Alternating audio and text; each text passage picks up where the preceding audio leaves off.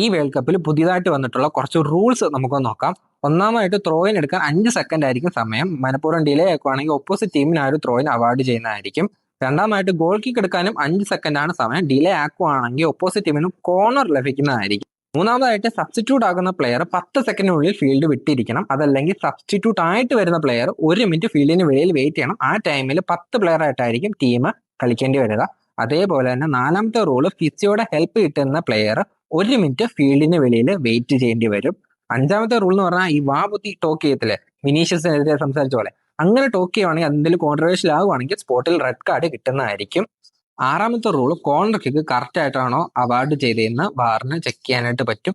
ഏഴാമത്തേന്ന് പറയുമ്പോൾ second yellow card ഇല്ല, നമുക്ക് റെഡ് കാർഡ് ആയിട്ട് പോകുന്ന ആ റെഡ് കാർഡ് കറക്റ്റ് ആയിട്ട് തന്നെ ആണോ, സെക്കൻഡ് യെല്ലോ തന്നെ ആണോ എന്നുള്ളത് വാറിന് ചെക്ക് ചെയ്യാനായിട്ട് പറ്റും. പക്ഷെ പൊട്ടൻഷ്യൽ യെല്ലോ കാർഡ് ആണോ എന്നുള്ളത് വാർ ചെക്ക് ചെയ്യുന്നതായിരിക്കത്തില്ല. അപ്പൊ ഇത്രയുമാണ് അടുത്ത വേൾഡ് കപ്പിൽ പുതിയതായിട്ടുള്ള